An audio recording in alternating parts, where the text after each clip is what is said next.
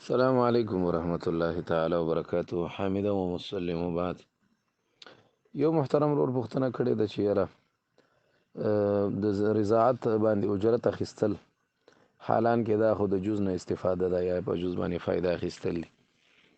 جناب محترمه یو خدا ده چې دا مسأله صریحي نصوصو کې ثابته ده، یعنی رضاعت خو د قرآن مجید نه ثابت دی او په احادیث سره د دې اجرت هم ثابت دی. یو مسله خدا ده لکه قرآن مجید کې راځي و امهاتکم اللاتی ارضعنکم، او دا قرنګ حدیثو کې راځي چې بالکل سړی دغه اخیستی شي. یا قرآن مجید کې راځي وعلى المولود له رزقهن وکسوتهن بالمعروف کنه.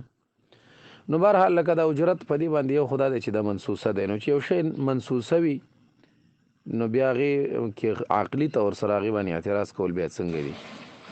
دویمه دا ده چې باقاعده طور سره دا مسله په المستصفا کې دا ابو حامد الغزالی امام غزالی رحمه الله نه د هغې کتاب لیکلی المستصفا فی علم الاصول، نو هغې کې دا مسله صراحتا ذکر کړي چې یاره مطلب اجرت په دغه باندې اخیستل څنګه دي.